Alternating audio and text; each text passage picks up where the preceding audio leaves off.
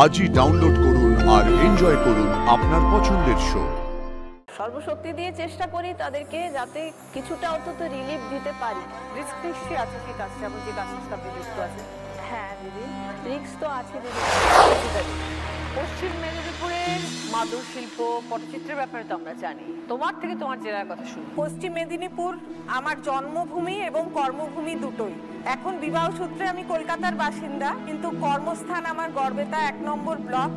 আর মেদিনীপুর সম্বন্ধে বলতে গেলে ঈশ্বরচন্দ্র বিদ্যাসাগর এবং ক্ষুদিরামকে ছাড়া এবং অগণিত বিপ্লবী রয়েছেন, তাদের জন্ম দিয়েছে আমাদের এই মেদিনীপুর। তো মেডিকেল অফিসার হিসেবে কত বছর হয়ে গেল? মেডিকেল অফিসার হিসেবে আমার 14 বছর। শুরু হয়েছিল কিভাবে? আমি যখন ক্লাস 9-এ পড়ি, আমার এক দাদা 30 বছর বয়স হঠাৎ করে একদিন রাতে হার্ট অ্যাটাক করে মারা যান। তো সেই সময় বুঝেছিলাম যে বাড়িতে ডাক্তারের প্রয়োজনীয়তা কতটা, হয়তো কেউ থাকলে ওনাকে বাঁচানো যেত। এবং তারপর থেকে অক্লান্ত পরিশ্রম করি। ফার্স্ট চান্সে তখন জয়েন্ট এন্ট্রান্স ক্র্যাক করতে পারিনি, এবং সেকেন্ড টাইম খুব ভালোভাবে প্রিপারেশন নিয়ে মেডিকেলে এন্ট্রান্স দিই এবং কলকাতায় পড়তে আসি। এবং তারপরে আস্তে আস্তে MBBS এবং ইন্টার্নশিপ, হাউস স্টাফশিপ করে আমার সার্ভিসে ঢোকা। তো সঞ্চিতাদি আবার নিজে জেলায় ফিরে গিয়ে কাজ করবেন, এই যে ভাবনাটা কিভাবে এলো? আমরা কলকাতার মেডিকেল কলেজে যখন পড়তাম বা ইন্টার্নশিপ, হাউস স্টাফশিপে দেখতাম যে গ্রামের মানুষগুলো আশপাশ থেকে আসে, তাদের জন্য গ্রামের পরিষেবা তখনও পর্যন্ত খুব ভালো ছিল না। তো সেই সময় মনে হয়েছিল যদি তাদের জন্য কিছু করতে পারি, আমি গ্রামেই পরিষেবা শুরু করি, এবং সেটা নিজের জেলায় নয় কেন, নিজের জন্মভূমিকে কিছুটা তো ফেরত দিতে পারবো, আমার ঋণ শোধ করতে পারবো, সেই হিসেবে ওখানে জয়েন করি। তো ধরুন এই 14 বছরে এত রকম ঘটনার সাক্ষী হয়েছেন, কি কি স্মৃতি মনে পড়ে ফিরে তাকালে? ফিরে তাকালে দুঃখের স্মৃতিও যেমন রয়েছে, ভয়াবহ স্মৃতিও রয়েছে, আবার মজার স্মৃতিও রয়েছে। কোভিডে আমি আমার শ্বশুরমশাইকে হারিয়েছি। আমার হাজবেন্ডও প্রচণ্ড অসুস্থ হয়ে গিয়েছিলেন, কিন্তু যেহেতু আমি কাছে ছিলাম, আমি সেই সময় একদম মানে ঠিক সময়ে আমি অক্সিজেন অ্যান্ড ইঞ্জেকশনগুলো দিতে পেরেছি, আর সঙ্গে সঙ্গে হসপিটালে পাঠাতে পেরেছি বলে ওকে মৃত্যুর মুখ থেকে ফিরিয়ে আনতে পেরেছি। আর স্নেক বাইট পেশেন্ট একটি এসেছিল, কালা সাপ হয়, একটা কালো চিতি, সেটা কামড়ালে মানুষ বুঝতে পারে না, কিন্তু ওই টোসিস বা শিবনেত্র হয়ে যায়।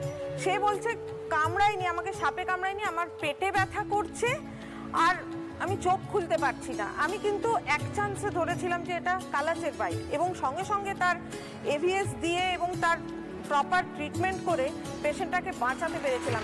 এই যে মানুষের জীবন বাঁচানো, এটার জন্যই আমার গ্রামে যাওয়া, এই ট্রিটমেন্টগুলো দেওয়ার জন্য, এবং সেই দিক থেকে আমি খুব স্যাটিসফ্যাক্টরিলি গ্রামে কাজ করেছি।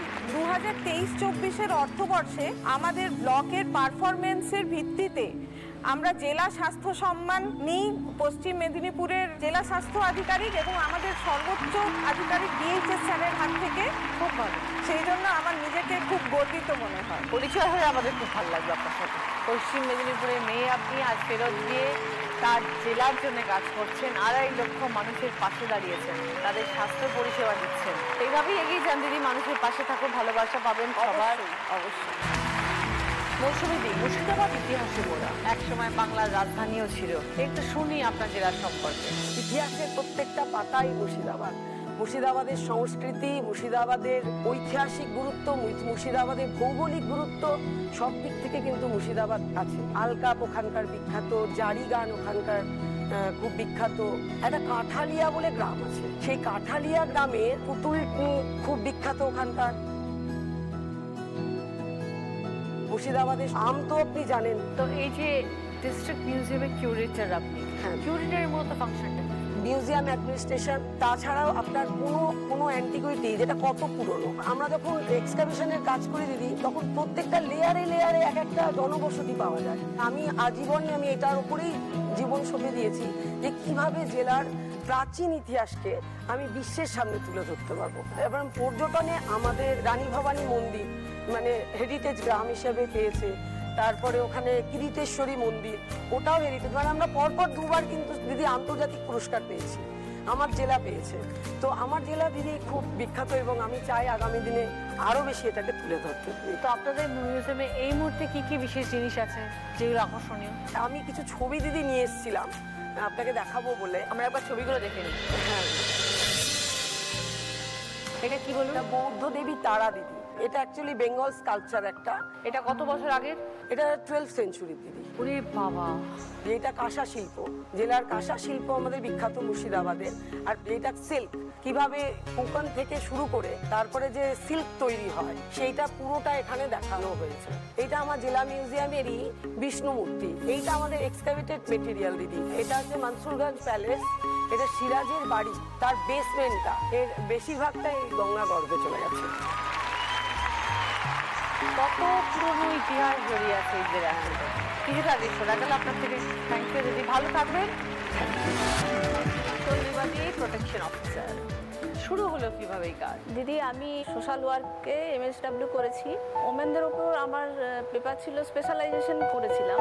তো তখন থেকেই মনের মধ্যে একটা বীজ ঢুকে গিয়েছিল যে মহিলাদের নিয়েই আমি কাজ করব। তো পরবর্তীকালে আমি মহিলাদের নিয়ে কাজ করার সুযোগও পাই। পূর্ব বর্ধমান সম্পর্কে তো আপনি তো জানেনই, ওখানে মিহিদানা এবং সীতাভোগ কত পপুলার, এবং ওখানে মানুষজনও খুব ভালো, তারা সহযোগিতাও করেছে।